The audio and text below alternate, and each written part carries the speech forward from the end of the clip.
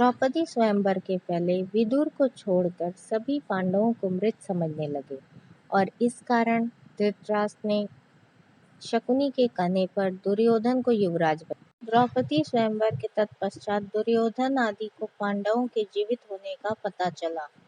पांडवों ने कौरवों से अपना राज्य मांगा, परंतु गृह युद्ध के संकट से बचने के लिए युधिष्ठिर ने कौरवों द्वारा दिए गए खंडहर स्वरूप खांडव वन आधे राज्य के रूप में प्राप्त किया।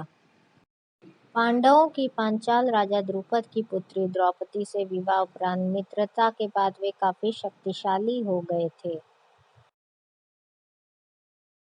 तब हस्तिनापुर के महाराज धृतराष्ट्र ने उन्हें राज्य में बुलाया।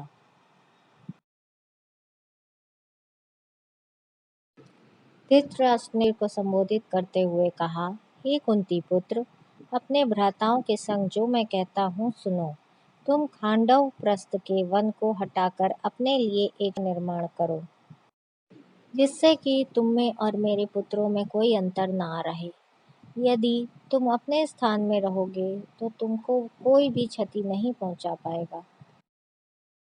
पार्थ द्वारा रक्षित तुम खांडव प्रस्थ में निवास करो और आधा राज्य भोगो। धृतराष्ट्र के कथनानुसार पांडवों ने हस्तिनापुर से प्रस्थान किया। आधे राज्य के आश्वासन के साथ उन्होंने खांडव प्रस्थ के वनों को हटा दिया। उसके उपरांत पांडवों ने श्री कृष्ण के साथ मय दानों की सहायता से उस शहर का सौंदर्यीकरण किया। वह शहर एक द्वितीय स्वर्ग के समान हो गया।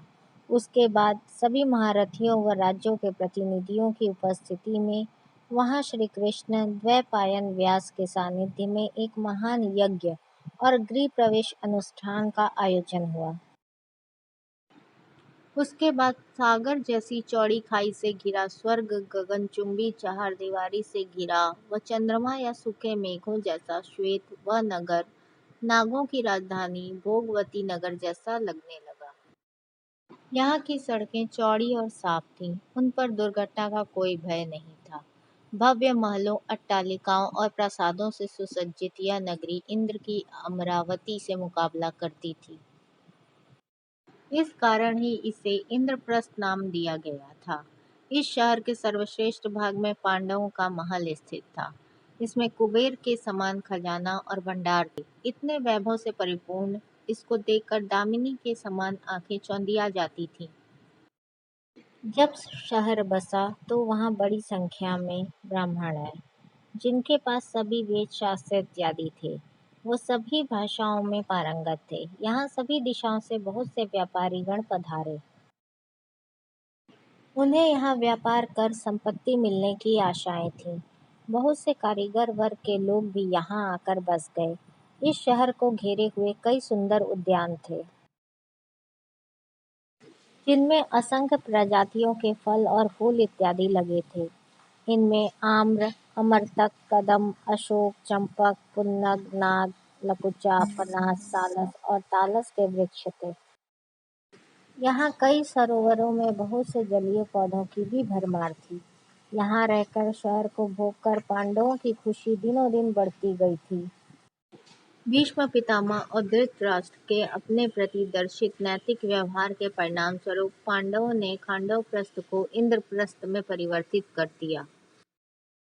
पांडु कुमार अर्जुन ने श्री कृष्ण के साथ खांडव वन को जला दिया और इंद्र के द्वारा की हुई वृष्टि का अपने बाणों के बांध से निवारण करते हुए अग्नि को तृप्त किया। अर्जुन और कृष्ण जी ने समस्त देवताओं को युद्ध में परास्त कर दिया। इसके फलस्वरूप अर्जुन ने अग्निदेव से दिव्य गांडीव धनुष और उत्तम रथ प्राप्त किया और कृष्ण जी ने सुदर्शन चक्र प्राप्त किया था।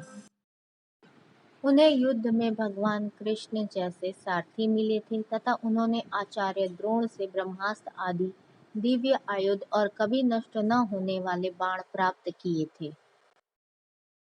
इंद्र अर्जुन की वीरता देखकर अति प्रसन्न हुए।